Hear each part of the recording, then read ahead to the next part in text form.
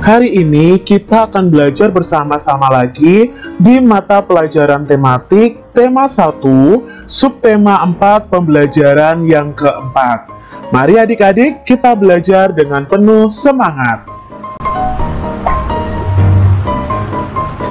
Tahukah kamu bahwa tumbuhan tidak saja bermanfaat sebagai sumber makanan bagi kehidupan makhluk hidup? Akan tetapi, ada manfaat lainnya dalam kehidupan kita. Ayo, kita cari tahu.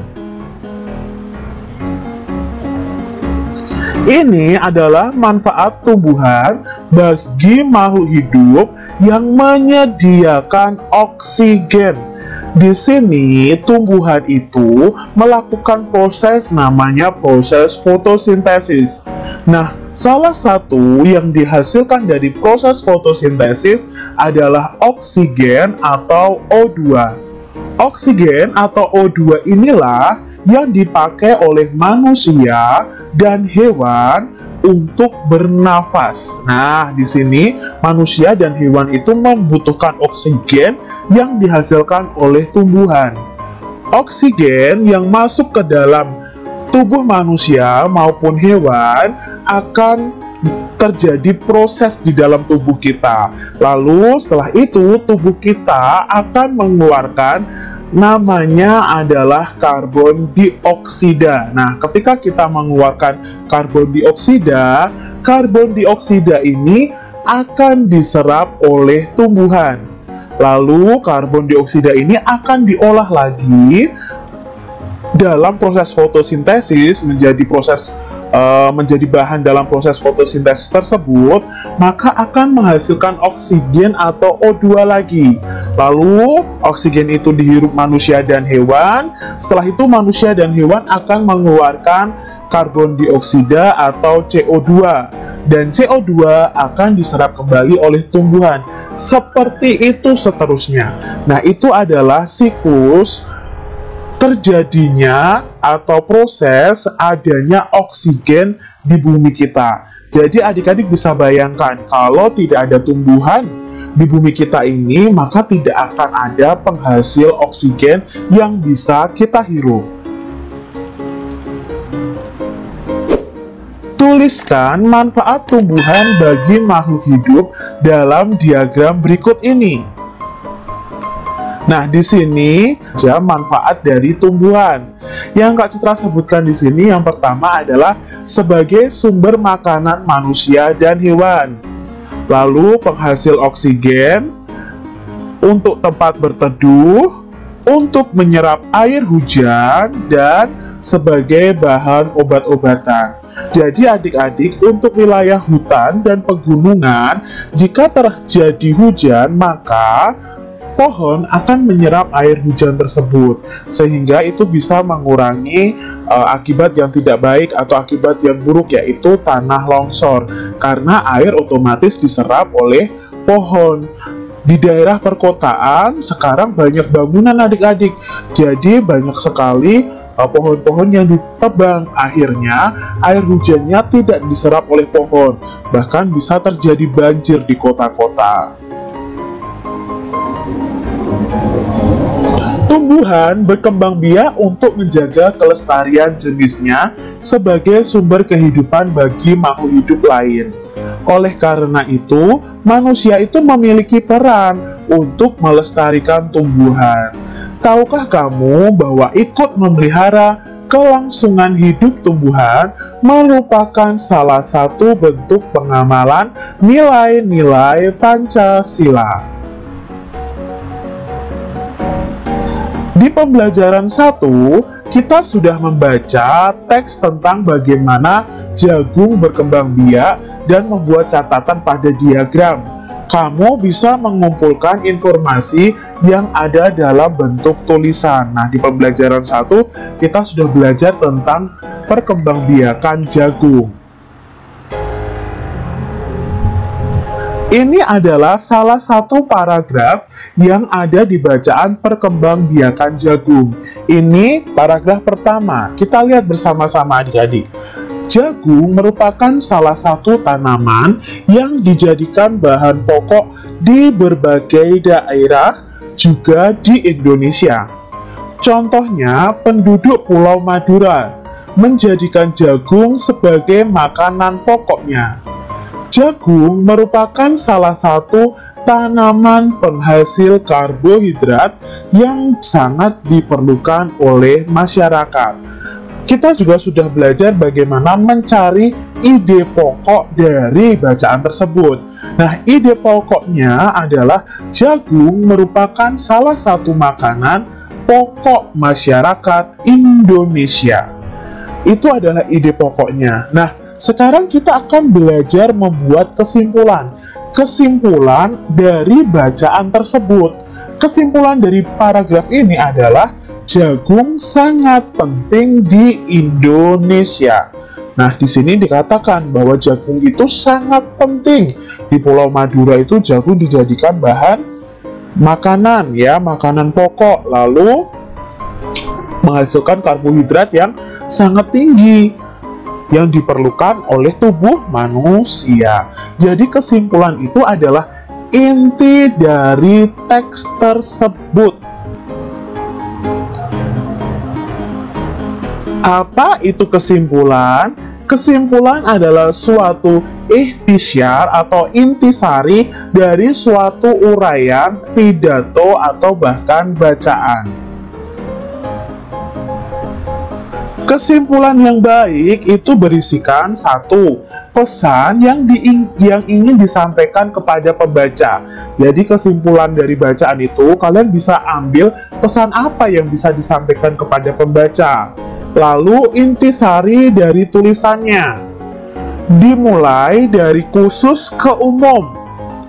Menggunakan kosakata yang baku. Sesuai pernyataan yang dibuat berdasarkan ide pokok dan kata kunci dari kalimat penjelas dengan kalimat sendiri. Jadi ini adalah syarat-syarat kita bisa membuat kesimpulan yang baik dari sebuah bacaan. Nah, adik-adik, tadi kita juga belajar bahwa ketika kita menyayangi binatang, menyayangi tumbuhan, itu juga menerapkan sila pada Pancasila. Kita ingat-ingat lagi tentang Pancasila. Garuda Pancasila adalah lambang negara Indonesia. Burung Garuda itu besar, gagah, dan perkasa. Lihatlah perisainya, adik-adik. Perisai itu memuat simbol dari sila-sila pada Pancasila. Pancasila adalah dasar negara kita. Ini adalah perisai yang di dalamnya termuat simbol-simbol Pancasila. Kita ingat bahwa Pancasila itu terdiri dari dua kata, yaitu panca dan sila. Panca artinya 5, sila artinya dasar atau aturan. Pancasila artinya itu 5 dasar atau 5 aturan. Nah, ini adalah simbol-simbol Pancasila dan bunyi dari masing-masing sila. Ini adalah simbol pertama Pancasila, yaitu ketuhanan yang Maha Esa. Kita akan belajar nilai-nilai apa yang terkandung dalam sila ketuhanan yang Maha Esa.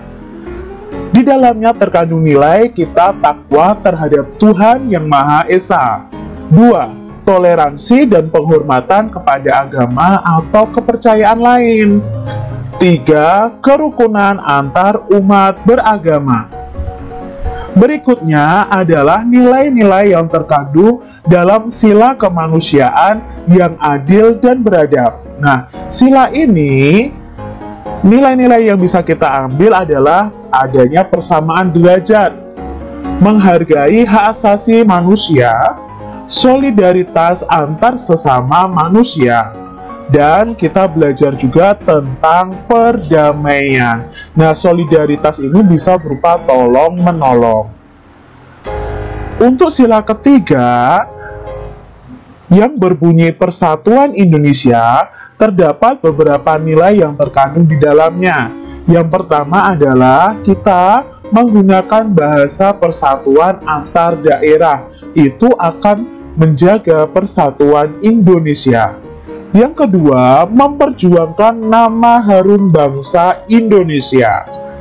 Yang ketiga, ada sikap cinta kepada tanah air Indonesia, mengutamakan persatuan dan kesatuan daripada kepentingan pribadi.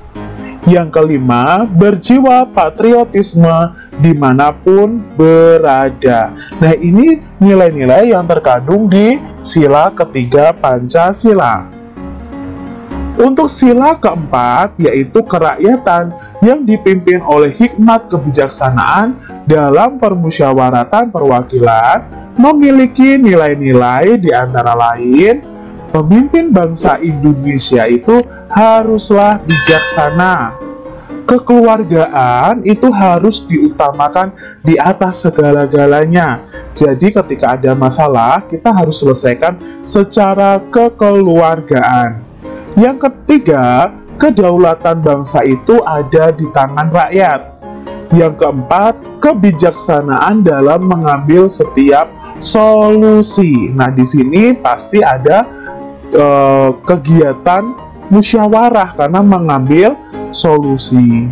Keputusan yang diambil harus berdasarkan musyawarah sampai mencapai kesepakatan bersama.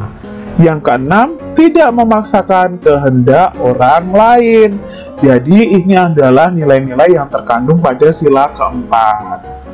Sekarang nilai yang terkandung dalam sila kelima, yaitu keadilan sosial bagi seluruh rakyat Indonesia. Yang pertama adalah perilaku yang adil harus diterapkan baik di bidang ekonomi, sosial, dan politik. Hak dan kewajiban setiap orang itu harus dihormati. Perwujudan keadilan sosial bagi bangsa Indonesia. Tujuan rakyat Indonesia yang adil dan makmur, mendukung kemajuan dan pembangunan negara Indonesia. Amati kedua gambar berikut. Nilai Pancasila dari sila berapakah yang terkandung dalam kedua sikap pada gambar tersebut? Nah, di sini sikap yang pertama ini adalah kegiatan sedang membersihkan halaman ya bersama-sama adik-adik. Nah, di sini mengandung sikap atau nilai-nilai yang terkandung di sila ketiga Pancasila.